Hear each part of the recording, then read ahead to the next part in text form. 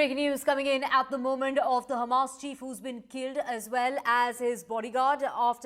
This is the news that's coming in at the moment. We're talking about the chief of Hamas, Ismail Haniyeh, and one of his bodyguards were killed after his residence was targeted in Tehran. Iran's Islamic Revolutionary Guard has gone on. This is IRGC that has gone on to confirm this news. So Iran state media says that the Hamas chief has been killed. Ismail Haniyeh and his bodyguard have been killed. So breaking news coming in at the moment of the death of the chief of Hamas, who's been killed in an attack on his residence in Tehran. So a statement by the IRGC's Public Relations Department said the attack was carried out early today, adding that a probe is underway to find the cause of the incident. The statement offered condolences to the people of Palestine as well as the Muslim world, and also the fronts of fighters over the Hamas's leader's death. It was Haniyeh who had attended the inauguration of Iran's new president and met Iran's supreme leader just yesterday. We have Vishal joining us. Vishal, what information do you have for us? Breaking news coming in of the chief of Hamas being killed, that too at his own residence. That's exactly. This is huge, as claimed by the Iranian state media, Press TV. They have quoted IRGC, which is the Iranian Revolutionary Guard Corps. It's a very powerful group in Iran, which aligns with the supreme leader of Iran and other forces. So they have claimed that the chief of Hamas, Ismail Haniyeh, who does not reside in Gaza, he is an outstation chief of Hamas. To be precise, he is the Hamas's political bureau chief. He mostly resides in Qatar. Because Qatar also gives asylum to some of the party's political forces. So he resides there mostly, but he was in Tehran at the moment. The reports are saying that, state media reports. So it's not clear whether it was an airstrike or what kind of an attack it was, but they have claimed that one of Ismail Haniyeh's bodyguards and himself, Haniyeh, the both have been killed. And so far, there have been no claims from Israeli side whether they have attacked Haniyeh, but it's safe to assume that it could be Israel that is behind the attack. However, as I mentioned, there's no official confirmation from Israel sides as yet. But this is huge because Haniyeh is the top guy in Hamas, and Hamas has been fighting Israel in a non-stop battle, in a non-stop war for the last 8-9 months, which has killed over 40,000 people in Gaza, mostly civilians, mostly children and women. So what happens now when the top guy in Hamas has been killed? That will be the biggest question. He pulled a lot of strings from outside the territory. He was not in Gaza, but he was the top guy in Hamas. So what direction does Hamas take in this war against Israel? That will be also one of the biggest questions. As far as the latest reports are concerned, we've been reporting that Press TV, which is the state media of Iran, has claimed, quoting IRGC, which is also another powerful group in Iran, that Ismail Haniyeh has been killed and one of his bodyguards has also been killed in Tehran. Whether or not it was a targeted strike, that remains to be seen. They seem to be visiting Iran. All of that has to be confirmed. But Iranian state media is claiming, it's a big claim, that Ismail Haniyeh has been killed. Vishal, Israel's military has gone on to say that it wasn't issuing any kind of emergency orders for the public in Israel, a possible sign that Israeli officials did not expect immediate retaliation. We prefer to resolve hostilities without a wider war, is what is being said by the Israeli military spokesperson. But he also went on to add that the military in Israel was fully prepared for any kind of situation. So, when we talk about the chief of Hamas, take us through the man who is believed to be dead. We're talking about Ismail Haniyeh, who has been killed. Just yesterday, he was at that inauguration ceremony of Iran's leader. That is correct. So Israel, hours ago, India time, it was about 10 p.m., I think, when Israel claimed an attack in the suburbs of Beirut, claiming to have killed a top commander of Hezbollah, which is another powerful group fighting against Israel. So that attack, came just few hours within this timeline. So two top guys of Israel's opposition, Israel's opposing forces, two top guys have been killed within a space of few hours. Uh, the official confirmation from Israel about Ismail Haniyeh's killing is yet to come, but Israel has claimed that it has killed the top commander of Hezbollah. uh, Israel also blamed the top commander of Hezbollah for, orchestrating the attack that killed about 12 young adults in Golan Heights, which is an Israeli occupied territory in Syria. So a lot has happened over the last 7 days when it comes to the Israel-Hamas war. Uh, 12 young adults, as I reported earlier, 12 young adults were killed in Golan Heights. Israel retaliated, killed a top commander of Hezbollah, and then this huge announcement by the state media of Iran claiming that the leader of Hamas, the top leader of Hamas, Ismail Haniyeh, has been killed. So it's a lot when it comes to the Israel-Hamas war. What happens from now? Whether or not Hamas and Hezbollah will join hands, they already are allies, but whether or not they retaliate, have a joint force against Israel, that all remains to be seen. But as of now, it's a big, huge development as far as the Israel Hamas war is concerned.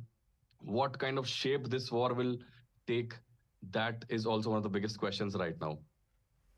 Right. When we also, speak about the situation on the ground, like you have mentioned, that this comes right on the heels of that attack that took place of the man who was responsible for that attack as far as Golan Heights is concerned. This attack that took place on Saturday, which included youngsters. There were 12 people who were killed in the attack, and it is Israel that claimed responsibility for that. And just on the heels of that is when the chief of Hamas, who was yesterday at the swearing-in ceremony of the Iranian president, who was sworn in before Parliament as the Islamic Republic's 9th president at that ceremony that took place. And we saw that the leader of Hamas was right there. The chief of Hamas was there at that ceremonial ceremony that was taking place as far as the swearing-in ceremony is concerned. That is correct. So, as I've been telling that these two top guys have been killed, both belonging to, some of the top opposing forces of Israel, namely Hamas and Hezbollah. The top commander of Hamas, who was killed a few hours ago in Beirut. To give a history of that guy, he was involved with Hezbollah since the inception of the militant group back in the 80s. So since then, he has been, regularly involved in attacks against forces that either oppose Iran or its allies. So just to recall, back in 1983, this guy, this top commander of Hezbollah, he had orchestrated an attack on the US military personnel that had killed at least 240 people. So, and the US government had, kept a, award money of $5 million or more to, provide some kind of information on this guy.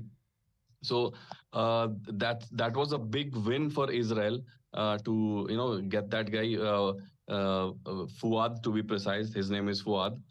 So over the last few hours, two top targets of Israel have been eliminated. The latest information is that the Press TV, which is the state media of Iran, has claimed that has quoted IRGC and said that the top commander, the top top boss of Hamas has been killed in Tehran when he was he was in Tehran for a visit. As you mentioned earlier, he was there to attend the swearing-in ceremony of the new Iranian president. So how this operation was orchestrated, how this operation was planned, that all needs to be seen whether or not Israel was involved, which is most likely possible. Yeah. Right, so Haniyeh, who was in Tehran to attend the inauguration ceremony of the Iranian president, was in Tehran, and this assassination has taken place as far as the leader is concerned. We're talking about the chief of the Hamas political bureau, Ismail Haniyeh. Breaking news coming in of his death. He, along with his bodyguard, were killed at the residence at the time in Tehran. They were there yesterday attending the inauguration ceremony, the swearing-in ceremony of the 9th president. And this is at that time, they were at that inauguration ceremony, but after that, post that ceremony, once they were at the residence of the chief of Hamas, is when the chief of Hamas and his bodyguard were killed. And this comes on the heel of that retaliation strike that's taken place by Israel. Israel claiming responsibility for that attack that was carried out in Beirut. The Israeli military confirmed that its fighter jets eliminated Hezbollah's senior commander Fuad Shakar during that airstrike in Beirut that took place on Tuesday. We have my colleague Ghazali joining us. Ghazali, back-to-back two attacks, one as far as the Hezbollah commander is concerned, and now the Hamas chief who has been killed. See, the attack has come yesterday as being claimed. First, the Hezbollah commander, as Vishal was mentioning, was key figure for establishing Hezbollah in the late 80s and also was responsible for the 1983 U.S. Marine barrack attack, which killed more than 200 U.S. Marines. Now, why the Ismail Haniyeh's assassination, which has been done, is very significant because then this has happened in Iran. We already know that Iran's previous president and the ex-foreign minister were killed in a plane crash, helicopter crash. That probe is still on. Iran and other agencies kept hinting that it was Israel's involvement for killing their ex-president. Now, Ismail Haniyeh was in Iran for the coronation coronation ceremony of the new president, and that is when he has been assassinated or killed. One of his bodyguards have also been killed. Now, Israel has not come out openly to claim that they are behind this assassination, but Western agencies and many agencies, and it is well understood because Haniyeh was one of the key targets for Israel. He was the key architect of October 7 attack, and he has been evading all the assassination attempts by Israel because he was not in Gaza. He was moving to Egypt. He was seen in Turkey. He was seen in Qatar, and he was also behind most of the mediation talks between Israel and Hamas with foreign players like Turkey, with Qatar, US. And we know that Ismail Haniyeh is a very key figure for Hamas. His many family members have been killed in multiple air strikes by Israel in Gaza in the last 9 months. But killing Ismail Haniyeh is a big blow to Hamas because he was one of the key figures. Other military commanders have been killed in the last 9 months, but he was also a political figure. Not only he would oversee the operations of Hamas in Gaza Strip, but he was also a key figure who was recognized, who was in touch with the global Arab leaders in the Arab countries, like in Qatar.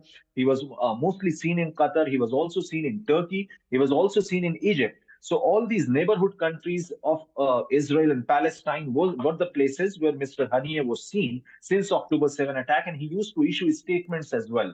Now, killing him in Iran has some geopolitical ramifications as well, because Iran has always been hostile to Israel, and now killing Ismail Haniyeh in Iran, on the land of Iran, is something which will drag Iran yet again into the entire war which has been going on in the Middle East. Yesterday, they killed somebody, a very key commander in Lebanon, and already US and other superpowers were trying to sort of cool down the tempers, trying to see that situation doesn't escalate in Middle East. And this is what Mr. saying. Right. Ghazali there explaining to us how Ismail Haniyeh has been killed in Iran along with his bodyguard. Iran's Revolutionary Guards has gone on to say that it had been targeted in his residence along with his bodyguard. It is being said that he was in Tehran to attend the inauguration of the president, the ceremonial ceremony taking place of his swearing in. Well, what is being said is that they're investigating the circumstances of the incident. He was the exiled political chief of the militant group. This is Haniyeh. He had spent much of his time in recent years in Qatar, like Ghazali was mentioning. We also have Vishal back with us. Vishal, take us through that. He was exiled. How was he operating? Was he operating from Qatar? Is that where he was stationed, or was he moving about in the recent years? That is correct. Ghazali just mentioned that he was a key political figure and he had been moving around for a while. Ever since the war started back in October last year, he had been traveling across the Middle East. It's been about 8 to 9 months, and but he mostly operated out of Qatar because Qatar has provided asylum to Hamas's leaders for a while now. Qatar maintains its neutrality, but says that Hamas needs to be represented through its political party, and that is why they have granted they had granted Ismail Haniyeh a residence in Qatar. So, how this unfolded, how Israel planned this attack, that will be the biggest question because Israel has actually now sort of attacked Iran because he was in the Ismail Haniyeh was in the Iranian territory. He was in the capital Tehran, as we've been reporting. So how does Iran respond? That is also because we have to remember that Iran is a really powerful player in the Middle East and across the globe. There have been, sanctions on Iran from many top, heavyweights of the global arena, such as US and its allies. But Iran has been able to sustain itself. Iran has a really strong defense forces. So, particularly IRGC, which is a really strong force within Iran and outside as well. So, uh, how will Iran respond to this when Israel says that it has actually, orchestrated, planned this attack that killed Ismail Haniyeh? That remains to be seen Right. when Israel releases that statement, but it will be huge whenever it does. Right, Ghazali, quickly before I let you go, tell our viewers, get us a background on Ismail Haniyeh, the Hamas leader. See, Ismail Haniyeh has been a key political figure for Hamas, a person who was in touch with all the global leaders as far as the Arab world is concerned. Despite the attack, he managed to escape all the assassination attempts earlier in the last 9 months. As Vishal was mentioning, that is why he was given a kind of protection back in Qatar as well. Qatar is a key mediator between Israel and Hamas whenever there is an escalation. Now, what is going to be the big significant impact of this attack is that all this while, US and other superpowers are trying to cool down the tempers in the Middle East, but this is perhaps the second attack in Iran. And after the killing Hezbollah member in Lebanon, US was trying to have a controlled retaliation from both Iran and Hezbollah and Israel. But now, by dragging or killing somebody in Iran, somewhere Iran will have a kind of a public pressure or a perception pressure to retaliate to this attack, and now situation is going to escalate, and we'll have to see that how Iran reacts to it, because this is back-to-back attacks in Iran. First, their president was killed in airport in the helicopter crash, though Iran still claims that there was no foul play, but internal observers or Middle East watchers claim that perhaps that was also an external agency which was responsible for the killing, though there is no solid backing behind that evidence as of now. But it's a big setback for Iran, because Iran used to play in the Middle East through its proxy players, Hezbollah, Hamas, Houthis. These are the three terrorist groups through which Right. Iran operates in the Middle East. And Ismail Haniyeh was one of the key figures who used to travel around, meet leaders in Qatar, Egypt, Turkey, Iran, and he has Right. visited Iran twice. The last time he visited was when the previous president was killed, and now in the coronation ceremony of the new president. So this has been a big Right, setback Ghazali. for these who are operating in the Middle East.